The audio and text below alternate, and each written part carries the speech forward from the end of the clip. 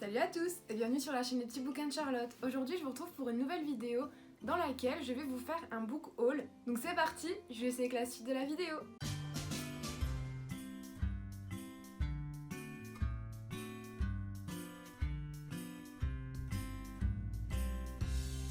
Je vais commencer ce book haul en vous parlant du roman Le Château de Hurle de Diana Wynne Jones, publié aux éditions Inis.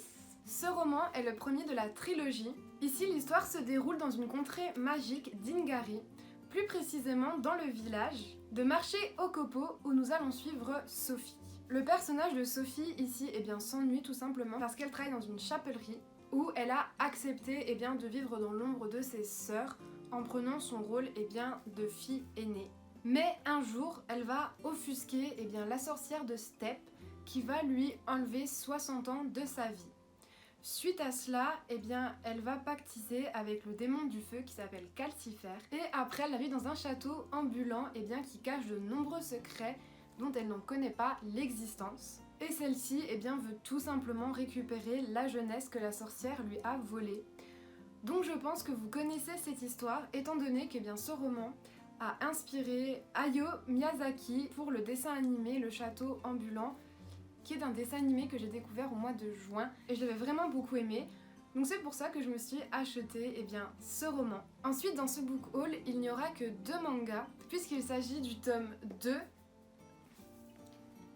et 3 de Shadows House de Somato, publié aux éditions Glénat. Dans le tome 2, nous retrouvons les personnages de Kate et Emilico. Donc Kate est la fille en noir, l'ombre, et Emilico est la poupée vivante, donc celle qui la représente. Et dans ce tome, les événements étranges se succèdent encore. Ici, Emilico doit se préparer au jour de l'exhibition, et celle-ci n'est pas tout à fait prête. Elle n'a pas encore réussi à apprendre à laisser sa maladresse de côté et à mettre son élégance en avant. Et le tome 3 se passe en plein moment de l'exhibition. Il va y avoir 5 nouvelles poupées vivantes, toujours accompagnées de l'ombre de leur maître, qui sont en concurrence pour devenir adultes. Donc ces mangas, je vous les conseille vraiment. L'histoire est vraiment très bien. Si vous n'êtes pas forcément très fan des mangas, ceux-ci sont vraiment très petits et ils se lisent vraiment très vite. Ensuite, dans ce book haul, je vais vous montrer un livre qui m'a été offert par ma mère, puisqu'il s'agit de Cruelle Diablesse de Serena Valentino, publié aux éditions Hachette Heroes. C'est le dernier tome qui est sorti sur les vilains. Ici, nous allons donc suivre l'histoire de Cruella, qui a du style, qui est impitoyable, qui a de l'esprit et qui serait sans doute maudite. Nous allons la suivre dans son enfance solitaire, et nous allons aussi voir qu'elle a eu un accident de voiture. Ici, Cruella nous parle des mémoires d'une femme qui est condamnée à un destin tragique. Le prochain roman que je vais vous présenter, je vous en ai déjà parlé dans ma dernière vidéo, puisqu'il s'agit de Storia, publié chez Hugo Boss. Ici, nous retrouvons 17 auteurs de thrillers qui ont écrit des contes revisités. Nous retrouvons donc des personnages comme Blanche-Neige, Pinocchio, ou encore l'histoire de la petite fille aux allumettes, et tout ça dans un univers qui ne nous est pas du tout familier. Ce qui est bien ici, c'est que quand vous achetez ce roman, les droits sont reversés à l'association Ella.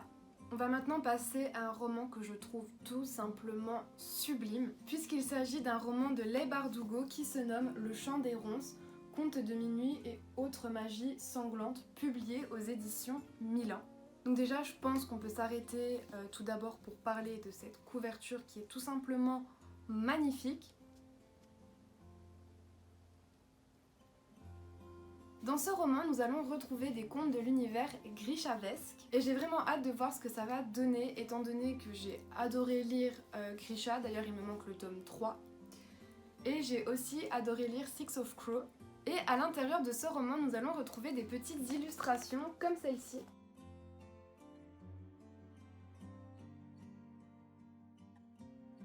Le prochain roman que je vais vous présenter, je l'ai déjà lu et adoré. Il s'agit du tome 3 de Rosewood Chronicle, Princesse à Tokyo de Connie Glynn, publié aux éditions Casterman. Dans ce 3e tome, nous retrouvons Lottie, Jamie et Ellie qui s'envolent avec leurs amis à Tokyo, dans un but d'échange scolaire pendant les grandes vacances, mais aussi pour échapper aux Léviathans qui sont toujours après elles. Mais malheureusement pour eux, ils n'avaient pas pensé que les Léviathans pourraient se trouver au Japon. Dans l'école au Japon, Lottie va retrouver des traces de son ancêtre Liliana. Et ces traces vont beaucoup l'aider pour la suite de ses recherches. Donc si vous n'avez pas encore commencé cette série, je vous la conseille mais à 100%, je le redis encore une fois, elle fait partie de mes séries préférées. En plus, je pensais que ça allait se terminer en 3 tomes, mais non, le 4e tome arrive normalement en 2021, si tout se passe bien avec la crise sanitaire et tout ça. Ensuite, on va passer à un roman de Noël, puisqu'il s'agit de Noël Actually, publié aux éditions Charleston. Donc ici, nous retrouvons les auteurs Isabelle Alexis, Tony Béard, Adèle Bréau, Sophie Henrionnet, Marianne Levy et Marie Vareille.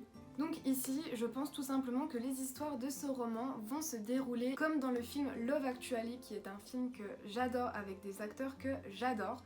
C'est d'ailleurs pour ça aussi que je l'ai acheté en fait. Donc vivement la période de Noël pour que je le lise, même si je pense que je vais pas attendre décembre. Parce que comme vous pouvez le voir, j'ai déjà un pull de Noël alors qu'on est en novembre et que Halloween ça s'est fini il y a vraiment pas longtemps. Le prochain roman que je vais vous montrer a été écrit tout simplement par une autrice que j'ai découvert l'année dernière et que j'ai adoré. Donc il s'agit du roman Et nous danserons sous les flocons de Clarisse Sabar, publié aux éditions Charleston. Ici le personnage principal se nomme Valentine. Elle est de retour dans son village d'enfance de Valeno, qu'elle a quitté étant plus jeune pour se marier. Dans ce mariage, elle s'est beaucoup oubliée puisqu'elle était plus obnubilée par le fait de devoir créer une vraie famille, loin des images en fait qu'elle avait de sa grand-mère et de sa mère qui ont élevé leur enfant toute seule. Ici, Valentine revient célibataire dans son village, accompagnée de son enfant qui est adolescent, puisque son mari l'aurait vraisemblablement quitté pour une autre fille. Donc ici, nous allons avoir le droit à une petite romance, et justement, j'adore les romances de Noël. Le prochain roman que je vais vous présenter ne rentre plus du tout dans la période où nous sommes, c'était plus un roman à lire à la période d'Halloween, mais personnellement les romans comme ça je peux les lire à n'importe quel moment de l'année. Donc il s'agit du roman Terreur à Smoke Hollow de Catherine Arden, publié aux éditions Pocket Jeunesse. Encore une fois, je trouve que la couverture est vraiment très jolie. Ici, nous retrouvons le personnage de Holly, qui a 11 ans, qui depuis le décès de sa mère est plongée dans la littérature.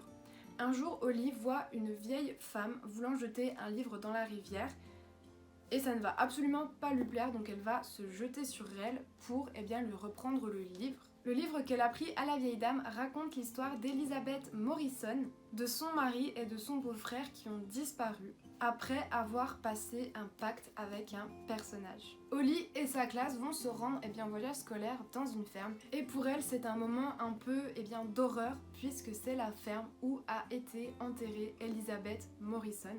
Donc le dernier roman que j'ai à vous présenter est Les Nuits enneigées de Castle Court de Holly Hepburn, publié aux éditions Prisma. Étant donné que ma saison préférée est la saison de l'hiver, je trouve tout simplement que cette couverture est magnifique. Ça me fait un peu de peine aussi de voir ces petites maisons enneigées alors que nous, ça fait très longtemps qu'on n'a pas vu de neige en fait en hiver. Et j'espère sincèrement qu'on aura de la neige cet hiver.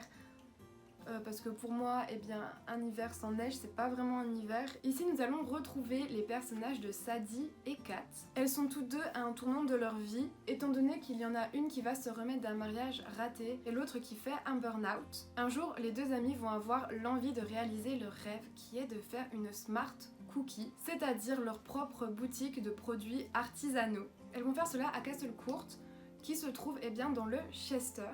Les deux filles vont découvrir que Castle Court est un petit havre de paix, un endroit paisible. Or, leur arrivée ne plaît pas à tout le monde et ça va créer des petites tensions. Mais les deux filles vont être aidées par Jaren, qui lui aussi a une boutique à Castle Court. Donc ce roman, comme les autres romans de Noël, c'est un roman que j'ai vraiment hâte de lire. Et comme les deux autres, je ne vais sûrement pas attendre la période propice pour les lire. Donc voilà, c'est tout pour cette vidéo, j'espère qu'elle vous aura plu. Si vous avez un des livres que j'ai présenté, n'hésitez pas à me dire ce que vous en avez pensé, mais attention sans me spoiler quand même. Comme d'habitude, je vous mets mon Instagram en barre d'infos.